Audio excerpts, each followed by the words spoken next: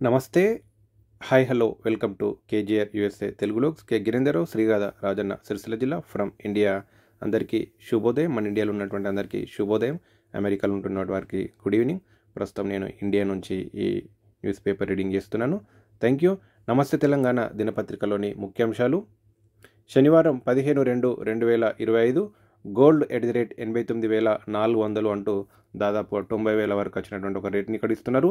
ఒక్కరోజే తులం రూపాయలు 1300 పెరిగిన ధర దేశీయ మార్కెట్లో ఆల్ టైమ్ హైకి అంటూ అత్యంత ఎక్కువ రేటు ఉన్నటువంటి ఒక సమయం, ఎక్కువ రేటు పెరిగినటువంటి ఒక అంశాన్ని అయితే మనం చూస్తున్నాం. అలాగే బిల్లులు ఇవ్వలేదని పంచాయతీకి తాళం, వాటర్ ట్యాంక్ ఎక్కిన మాజీ సర్పంచ్ నిరసన అంటూ మనము సర్పంచ్ల గురించి చాలా అంశాలు చూస్తున్నాం. అందులో ముఖ్యంగా వాళ్ళకి చేసిన పనులకు బిల్లులు రాకపోవడం అలాంటి గురించి ఒకటి ఇస్తున్నారు. ఇది నేటి తెలంగాణ అంటూ మరొక అంశం ఇస్తున్నారు. పన్నులు కట్టలేదని స్టార్టర్లు ఎత్తుకెళ్లారు, పంటలు ఎండుతున్న రైతులకు తప్పని వేధింపులు అంటూ ఇటు గ్రామ పంచాయతీ సర్పంచులు, మాజీ సర్పంచులు, అలాగే తర్వాత ఇక్కడ ఎవరైతే రైతులు ఉన్నారో వారికి సంబంధించినటువంటి కష్టాలు ఇక్కడ రెండు రకాలుగా చూపిస్తున్నారు మనకి ప్రధానంగా. అలాగే అసైన్డ్కు ఎసరు అంటూ మరొక అంశం ఇస్తారు.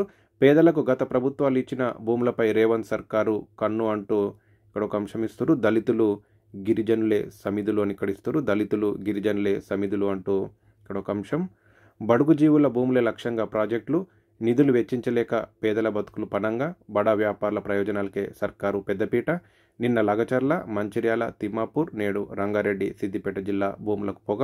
గ్రీన్ఫీల్డ్ రేడియల్ రోడ్లు, పారిశ్రామిక వాడలు, నోటిఫికేషన్ల జారీ, పేదల భూములే ఎక్కువ, పెద్దల భూముల జోలికి వెళ్ళని కాంగ్రెస్ ప్రభుత్వం అంటూ ఇక్కడ మరొక అంశం రైతుల గురించి, వారి భూమిని ప్రభుత్వం తీసుకునే అంశం గురించి ఒకటి ఇస్తున్నారు. అలాగే తెలంగాణలో కేసీఆర్కు జీవించే హక్కు లేదట, ఇది ముఖ్యమంత్రి రేవంత్ రెడ్డి ఉవాచ.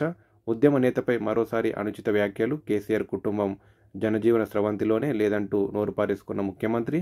రేవంత్ వ్యాఖ్యలపై బీఆర్ఎస్ శ్రేణుల ఆగ్రహం అంటూ ఇక్కడ మరొక అంశం. మోదీ బీసీ కాదు కన్వర్టెడ్, సీఎం అయ్యాక తన కులాన్ని బీసీగా మార్చారు. ప్రధాని మోదీపై రేవంత్ రెడ్డి సంచలన వ్యాఖ్యలు.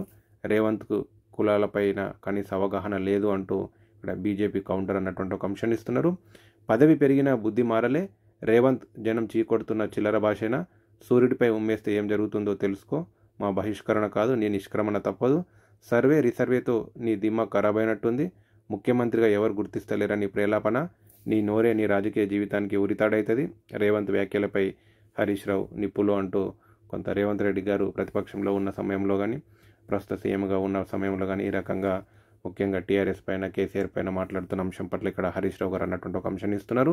అలాగే 8,500 సర్వే నంబర్లకు భరోసా బ్లాక్, ఎక్కువ భూమి ఉన్న కారణంగా పక్కన పెట్టిన సర్కార్, సుమారు 2 లక్షల ఎకరాల వరకు కోత, ఆ రైతుల పేర్లపై ఉండాల్సిన దానికన్నా ఎక్కువ భూమి ఉండదని అనుమానం, సర్వేకు పాస్బుక్ కుదరని లెక్క, ఈ భూమికి రైతు భరోసా వేయాలా వద్దా అనే మీమాంసలో ప్రభుత్వం అంటూ ఇక్కడ రైతుల గురించి మనకి ఇక్కడ ప్రధాన అంశాలు ఉన్నాయి.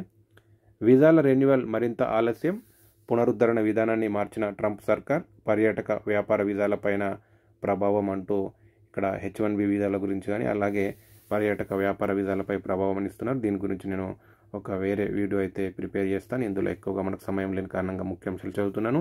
ఏసీబీకి చిక్కిన డిపిఓ, వెంచర్ యాజమాన్ల నుంచి రూపాయలు 2 లక్షల లంచం, రెడీ హ్యాండెడ్గా దొరికిన గద్వాల జిల్లా పంచాయతీ అధికారి ఓ గ్రామ కార్యదర్శి, ట్రాన్స్ఫార్మర్ మంజూరుకు 50,000 తీసుకున్న ఏడీఏ, రైతు నుంచి 12,000 తీసుకుంటూ పట్టుబడిన మరిగూడ సర్వేయర్ అంటూ ఈ మధ్యలో కాంగ్రెస్ ప్రభుత్వం వచ్చి నుంచి అయితే ఇలాంటి అక్రమాలు చేస్తున్న వారి పట్ల అయితే చాలా వరకు పట్టుకుంటున్నటువంటి అంశాలు అయితే మనం చూస్తున్నాం. ఇలాంటిది ఇంకా మరింతగా ఎంతమంది లంచాలు తీసుకుంటున్న వారందరినీ ఈ రకంగా పట్టుకోవాల్సిన అవసరం ఉంది. అలాగే ఇప్పటికీ రాలిన మట్టిపూలు 427 అంటూ ఇప్పటికీ కాంగ్రెస్ ప్రభుత్వంలో 427 మంది రైతులు చనిపోయినటువంటి ఒక అంశాన్ని ఇస్తూ, ఆదిలాబాద్లో రైతు ఆత్మహత్య, ఎకరం భూమిపై 2 లక్షలకు పైగా అప్పు, దిగుబడి రాక దిగులతో బలవన్మరణం అని ఇస్తున్నారు.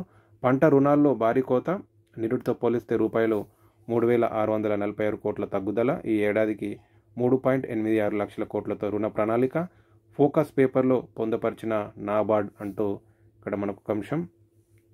భారత్ను వదిలిపెట్టాం, మాపై ఎంత సుంకం వేస్తే మేము అంతే విధిస్తాం, ప్రధాని మోదీ సమక్షంలోనే తేల్చి చెప్పిన ట్రంప్, భారత్కు F-35 విమానాలు విక్రయిస్తామని వెల్లడి, అక్రమ వలసదారులను వెనక్కి రప్పిస్తాం అంటూ మోదీ గారు అంటున్నారు. ప్రస్తుతం మన ప్రధాని గారు అమెరికాలో ఉన్న సందర్భంగా మోదీ ట్రంప్ భేటీ అనే సందర్భాన్ని ఇక్కడ ఒక అంశం ఇస్తారు మనకి. అలాగే రీసర్వేకు రిపీట్ బెడదాన్ని ఇస్తున్నారు. అదే జరిగితే గణాంకాలే తారుమారయ్యే ప్రమాదం.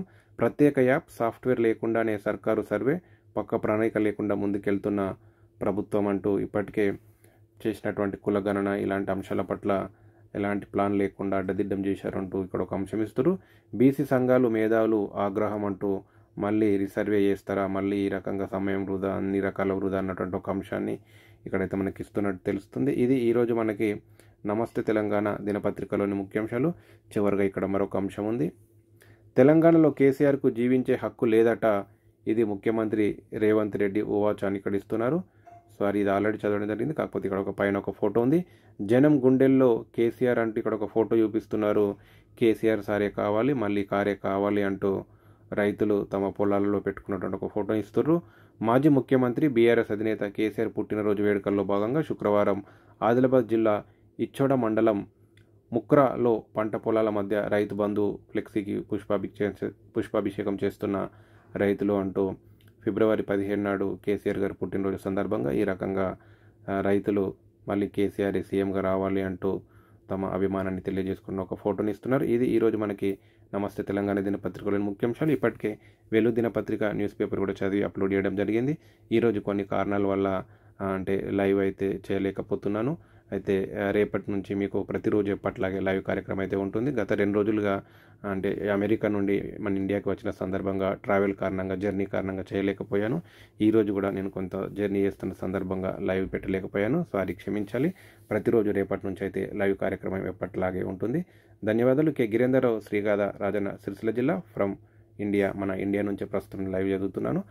Good morning India, good evening America.